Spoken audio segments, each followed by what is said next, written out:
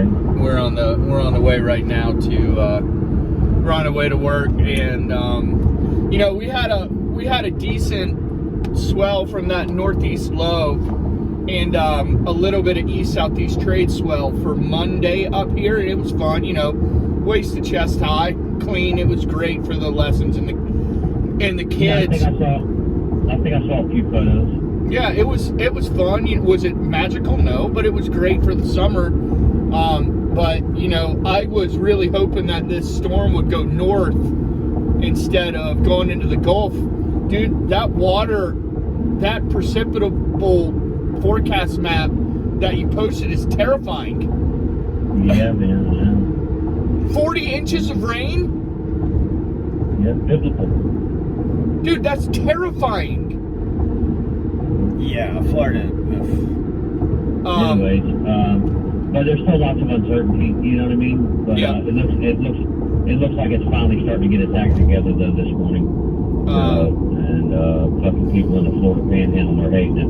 I hate that for them, man. And there's no Well, I know. And then the fucking 06Z GFS. Have you seen the 06Z GFS? Not this morning. Yeah. Okay, so it has a hurricane going into the Florida Big Bend. Yeah. And then it has it moving over North Florida and exiting off the southeast Georgia coast. Yeah. And then fucking looping back around and turning right back into a hurricane and coming right back over Jacksonville, headed back towards the Gulf. What? Loop. Yeah. Oh, like a button hook back through to the Gulf. Holy, that would be nuts. Yeah, well, and that's been the trend. That's been the trend the last 24 hours. You know, it's ironic. A couple of things. One, about 2 weeks ago, in the long range, GFS showed a hurricane right where it shows it now, but it only showed it for one run. Yep. Okay? And then, you know, then the Euro came on board, kept showing Florida East Coast, Florida East Coast, Florida East Coast, and then all of a sudden, after non-existent for probably 20, 25 consecutive runs, the GFS all of a sudden turns back on. And, you know, now this is where we're at. And then the Euro overnight totally commits to the Gulf. So it came to the GFS, but is a lot weaker. But then you have to factor in, okay, the Euro showed us off Florida coast, run after run after run, and now finally it caves. Now it's showing a weaker system than the GFS. Well, maybe it's wrong about that too. Yeah. You know what I mean? Well, Yeah. water temperatures off the Panhandle like 88 degrees. It's pretty warm up there, and the compounding issue is that you know, this is also going to be associated with the front. Yeah. Yeah. And so, you know, you're going to have frontal genesis at the same time as tropical cyclone genesis. Oh my goodness. You know, it's kind of like the double whammy. So we'll see what happens. We'll see what happens. So you stay. Yeah. You All right. be good. All right, keep me in touch, brother. Say some prayers, because that's we don't need no hurricane coming over the top, looping back and coming over top of us. No, we don't need that. That does no good for anyone. No, man, I'm hitting some good streaks here. You know, making some good money pouring concrete. Yep. It's bad enough fighting the heat. I don't want to fucking fight that we're sitting home for 4 or 5 days. Well. Then longer, because people go, oh no, we can't do the concrete work now because the roof fell off. Yeah. I hear you. Okay. All right, man. Keep in touch. See you, buddy. Well, that's a gnarly forecast. I mean, 40 inches of rain in the Panhandle of Florida, and we're within inside the 5 days now, man. So it is. I would still take that with a grain of salt. A bit. I mean, but yeah, if we get closer and there's still, you know, that like prediction, if we're in the 3-day, that becomes a lot more certain. If that thing gets its act together today, which is very possible, Yeah. that means it could go north and east, correct? Yeah. So I guess well, I mean, the stronger it is, you know, the tendency would be to have a little bit more of a northward component. But it's on the bottom side of that high. Yeah, it's on that bottom side of that high. If the high backs up a little bit, it's going to push it into the Gulf. There's that trough that's hanging there, could pick it up. That's kind of what Dabuh was talking about. About both there being a tropical component and a frontal interaction component. I've never seen a forecast of 40 inches of rain ever. Ever. Well, we're sitting in this moist air mass. We have what, like a foot of rain over the past week and a half. We've had 2 feet of rain here, foot and a half, 2 feet. Yeah. We have to dry out here. So if we have it's not gonna a rain here, we're in a lot of trouble. Yeah. Rain and wind, we're going to lose some big trees. Yeah. It's got to dry up here. Yeah, we're just that trough has been stuck though. I mean, and we've had like that fixed weather pattern on the edge of that high, and it's just been week after week of thunderstorms, and I don't really see we got more coming tomorrow. Yeah, this afternoon possibly. Yeah, I don't see that changing, unless that high starts to move in some way, either building back toward us or heading out and letting those systems move through rather than just sit over us.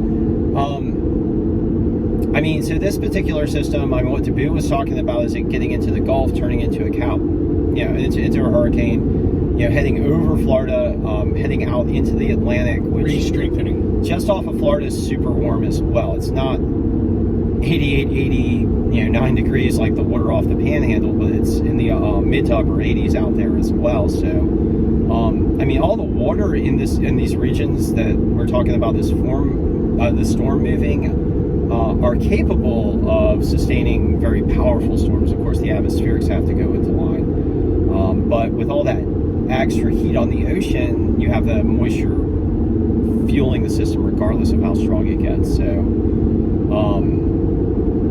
and it's that, coming one way, recharging, going the other way, that's where you're getting that 40 inches of rain. Just right in the bottom half of that front. Yeah. It's just absorbing that energy on both sides. I hope that doesn't happen. I need some waves.